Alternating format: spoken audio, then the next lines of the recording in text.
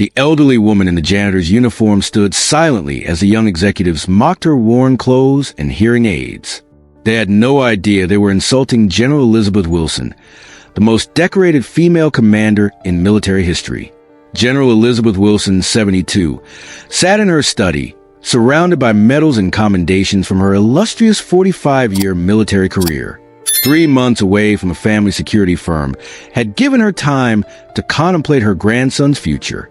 Michael Wilson, a retired Special Forces colonel at 38, was set to take over Wilson Security Solutions, the prestigious firm she had built after retiring from active duty. Michael possessed all the qualities of an exceptional leader: tactical brilliance, unwavering integrity, and a quiet confidence that came from years of commanding elite units. Yet Elizabeth worried about his personal life. Military service had left little room for relationships, and his tendency to avoid public attention meant few people knew the man behind the reputation. "You've been avoiding this conversation for weeks," Elizabeth signed to Michael as he entered her office, her hands moving with military precision despite her age. Michael sighed, responding in sign language he'd learned as a child to communicate with his grandmother. "The company transition is my priority right now. A good commander needs a strong partner." Elizabeth signed firmly, someone who values integrity over status. Michael's expression softened. "I appreciate your concern, Grandma, but dating is exactly my strong suit." Elizabeth's eyes gleamed with determination. "I have a proposition. I'll go undercover as a janitor at the company. I'll observe how people behave when they think no one important is watching." "That's ridiculous." Michael signed, eyebrows raised. "You're a decorated general. People might recognize you." Elizabeth chuckled silently. "My hearing aids and age make me invisible to most young people. Besides, my deafness means I can observe without being distracted." After much debate, they reached a compromise. Elizabeth would go undercover, and Michael would enter the company as Michael Evans, a new security consultant with a modest background rather than the heir to the company. Remember, Elizabeth signed before finalizing their plan. Character reveals itself when people think no one of consequence is watching. Michael nodded. Knowing his grandmother's decades of military leadership had given her an unmatched ability to read people. If anyone could find someone worthy of his trust and affection, it would be General Elizabeth Wilson. Dressed in a simple gray uniform with her silver hair pulled back in a practical bun, Elizabeth pushed her cleaning cart through the gleaming hallways of Wilson Security Solutions. Her hearing aids were visible, and she kept her posture slightly stooped, a far cry from her usual military bearing. Most employees barely glanced at her, their eyes sliding past as if she were part of the furniture.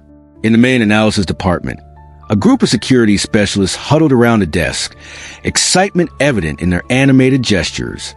"I heard Colonel Wilson is finally coming to take over," whispered one analyst, her voice elevated enough that Elizabeth could read her lips. "They say he's devastatingly handsome." "And rich," added another with a dreamy expression. Imagine catching his attention. Elizabeth suppressed a smile as she methodically wiped down surfaces, observing the dynamics of the room. Her attention was drawn to a corner where 3 well-dressed women were scrutinizing her. "Who let her in?" sneered Rachel Davis, the head security analyst, her lips easy to read as she deliberately spoke louder. "Look at those ancient hearing aids. Probably can't even hear how pathetic she looks." The other women laughed, one of them mimicking Elizabeth's movements in mockery. Elizabeth continued working, her face betraying nothing as she cataloged their behavior. When Rachel stepped closer, deliberately knocking over a trash can Elizabeth had just emptied, the confrontation escalated. "Sorry," Rachel said with exaggerated mouth movements and false sweetness. "I forgot old people can't see well either." Before Elizabeth could respond, a sharp voice cut through the room. "That's enough." Sarah Mitchell, a respected security analyst with intelligent eyes and a determined expression, stepped between Elizabeth and Rachel. "What is wrong with you? She's just doing her job." Rachel rolled her eyes. "Mind your own business. Sarah, just because you got passed over for promotion doesn't mean you need to defend the help." Sarah's jaw tightened. "At least I earned my position through hard work rather than office politics." The tension was broken by the arrival of Michael, dressed simply as a new consultant. Elizabeth watched with interest as her grandson assessed the situation with the quick, comprehensive gaze of a special forces officer. "Is there a problem here?" he asked calmly.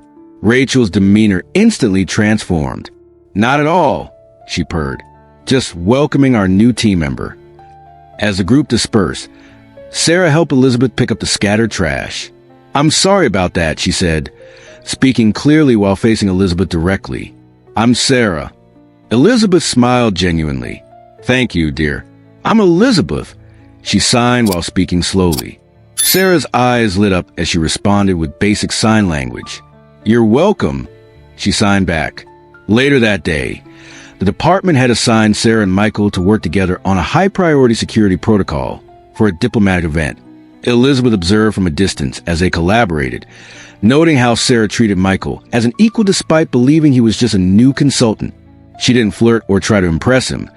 Instead, she challenged his ideas and offered brilliant insights of her own. Elizabeth nodded to herself in satisfaction. Sarah Mitchell showed promise, not because she had offended an elderly janitor, but because she had done so without expectation of reward or recognition. In Elizabeth's decades of military leadership, she had learned that such integrity was rare and invaluable. Over the next few weeks, Elizabeth watched as Michael and Sarah's professional relationship evolved. They worked late analyzing security protocols, their mutual respect evident in how they challenged each other's ideas. Unlike other employees who competed for attention, Sarah focused on results rather than recognition. One evening, Elizabeth found Sarah alone in the break room. She deliberately made noise with her cleaning cart to avoid startling the young woman. Sarah looked up and smiled. "Hello, Elizabeth," she signed while speaking. Elizabeth returned the smile, setting aside her cleaning supplies. "You work very hard," she signed, adding spoken words for clarity. "Big project," Sarah replied, her signing elementary but earnest. "International client protection." Elizabeth nodded, then hesitated before signing. "My grandson is single, handsome, good man." Sarah blinked in surprise, then laughed. "Are you trying to set me up?" "Smart girl like you. Why not?" Elizabeth signed with a mischievous smile. Sarah's expression softened. "That's sweet, but relationships aren't my focus right now. My last boyfriend, who worked here, cheated on me with Rachel, right in the office." She sighed. "Besides, my mother calls daily asking when I'm bringing home a husband. The pressure is enough without adding blind dates." Elizabeth's eyes narrowed thoughtfully. "My grandson lost his parents young. I raise him, military family, values honor, loyalty." She tapped her chest emphatically. "Never would cheat." Sarah gave Elizabeth a gentle smile. "He sounds wonderful. I'll think about it," she said, clearly humoring the elderly woman. Meanwhile, Michael found himself increasingly drawn to Sarah. Her analytical mind and unwavering integrity reminded him of the best officers he'd served with. When he suggested they grab coffee after solving a particularly challenging security breach, their professional relationship began to shift. Rachel observed their growing closeness with mounting jealousy. "I don't understand what he sees in her," she complained to her colleagues. "She's so ordinary. Maybe he likes that she actually does her work instead of spending hours on makeup," one analyst muttered, earning a glare from Rachel. Rachel's campaign against Sarah intensified. She excluded Sarah from important meetings, took credit for her ideas, and spread rumors about her competence. When these tactics failed to diminish Michael's interest in Sarah, Rachel grew desperate. One afternoon, Sarah received a call from her mother. Elizabeth, cleaning nearby, noticed Sarah's strained expression. "Mom, I told you I'm focusing on my career right now," Sarah said, tension evident in her voice. "No, I haven't forgotten about the family dinner. Yes, I know cousin Jennifer just got engaged. No, I'm not bringing anyone." After ending the call, Sarah rubbed her temples in frustration. Elizabeth approached, offering a sympathetic smile. "Family pressure?" she signed. Sarah nodded. "My mother thinks my career is just a placeholder until I find a husband." That evening, Michael invited Sarah to dinner, their first official date outside work. As they shared stories over a simple meal, at a neighborhood restaurant, their connection deepened. Michael found himself wanting to reveal his true identity, but hesitated, fearing it would change how she saw him. Elizabeth, watching their relationship blossom, felt satisfaction mixed with concern. Sarah was exactly the kind of partner Michael needed, intelligent, principled, and kind. But the foundation of their relationship was built on partial truths, and Elizabeth knew from long military experience that even well-intentioned deceptions could have painful consequences. The crisis erupted on a Tuesday morning. Sarah arrived at work to find herself locked out of the security systems. Rachel stood nearby, a folder clutched triumphantly in her hands. Emergency meeting in the conference room. Rachel announced smugly, "About you." In the tense meeting that followed, Rachel presented what appeared to be damning evidence. Emails showing Sarah had leaked classified security protocols to a competitor. "These came from her account," Rachel declared, distributing copies of the emails. "She's been selling our strategies for months." Sarah stared at the documents in shock. "These are forgeries. I would never compromise client safety." The department head frowned. "These look authentic. Sarah, we'll need to investigate thoroughly." As the meeting adjourned, Sarah found herself isolated. Colleagues who had respected her just hours before now avoiding eye contact. Only Michael stood firmly beside her. "I know you didn't do this," he said quietly. "We'll prove it." Elizabeth, watching from the hallway as she polished the glass doors, noted Rachel's satisfied smirk. Decades of military intelligence work had taught Elizabeth to recognize a setup when she saw one. That evening, Michael paced Sarah's small apartment. "I need to tell you something important," he began. "I'm not who you think I am." Sarah looked up warily. "What do you mean?" "My name isn't Michael Evans. It's Michael Wilson. I'm Elizabeth's grandson and the actual heir to Wilson Security." Sarah stared at him in disbelief, then laughed bitterly. "Is this some kind of joke?" "I've been trying to tell you, but it never seemed like the right time," Michael explained. "I wanted people to see me as a security consultant first, not the boss's grandson. So our entire relationship is based on a lie." Sarah asked, hurt evident in her voice. Before Michael could respond, his phone rang. It was James, his executive assistant. "Sir, Rachel Davis is accessing restricted files. The ones only senior management can view." The system flagged her unusual activity. Michael's expression hardened. "I'm on my way."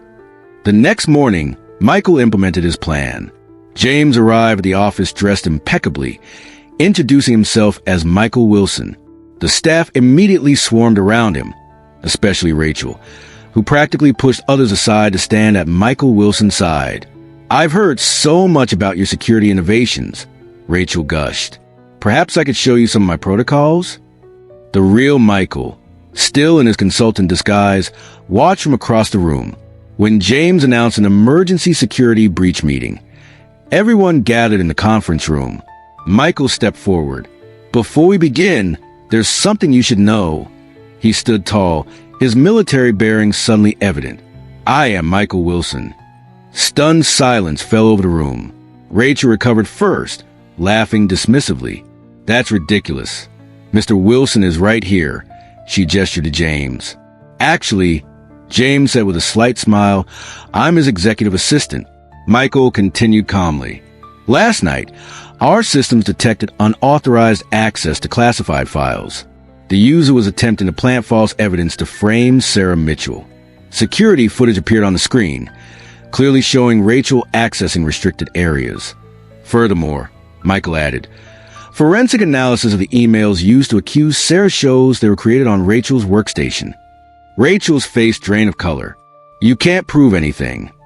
"Actually, we can," Elizabeth said from the doorway, her voice clear and commanding. She stood straight, all pretense of frailty gone, the unmistakable authority of a general evident in her bearing. "I've been watching you for weeks." The room fell silent as Elizabeth walked forward, her posture now perfectly straight, her eyes sharp and commanding. Gone was the stooped janitor. In her place stood General Elizabeth Wilson, her military bearing unmistakable. "General Wilson?" The department head gasped, recognizing her from company photographs and military ceremonies. Elizabeth nodded, her voice firm despite her hearing impairment. "I may be deaf, but I've observed everything. My eyes work perfectly fine." She signed as she spoke, her hands moving with military precision. Rachel's face had turned ashen. "This is absurd. You can't just spy on employees." "When those employees attempt to sabotage national security protocols and frame innocent colleagues, we absolutely can," Michael replied, his voice carrying the unmistakable authority of command. "Rachel Davis, you're terminated effective immediately. Security will escort you to collect your belongings." As Rachel was led away, protesting loudly, Michael turned to Sarah, who stood frozen in disbelief. "Sarah, I owe you an explanation," he said quietly. Elizabeth intervened, signing while speaking. "Perhaps this conversation should happen privately." The room cleared quickly, leaving Michael, Sarah, and Elizabeth alone. Sarah looked between them, her expression a mixture of hurt and confusion. "So everything was a lie? Both of you were playing me?" Sarah asked, her voice trembling slightly. "Not everything," Michael replied earnestly. "My feelings for you are genuine. I just wanted people to see me for my abilities, not my family name." Elizabeth stepped forward. "The deception was my idea." She signed and spoke. "I wanted to find someone who would value Michael for himself, not his position or wealth." Sarah turned to Elizabeth. "And the janitor act? Pretending to be just a sweet, elderly woman trying to set up her grandson." "I am trying to set up my grandson," Elizabeth replied with a small smile. "But I'm also a retired general who knows the importance of intelligence gathering. I learned more about this company in 3 weeks as a janitor than I would have in 3 months of official reports." Sarah shook her head, processing the revelation. "I defended you when Rachel was being cruel, not because you were the boss, but because it was the right thing to do." "Exactly," Elizabeth nodded approvingly. "Character reveals itself when people think no one important is watching." Michael took a step toward Sarah. "I should have told you sooner. I was afraid once you knew who I really was, everything would change." "Things have changed," Sarah said firmly. "Trust works both ways, Michael. You needed to trust me with the truth." Elizabeth watched them with knowing eyes. "In my 45 years of military service," she signed deliberately, making sure Sarah could see every movement, "I learned that the strongest bonds are forged through honesty, even when that honesty is difficult." Sarah's expression softened slightly. "I need time to think." "I understand," Michael replied. "Take all the time you need." As Sarah turned to leave, Elizabeth touched her arm gently.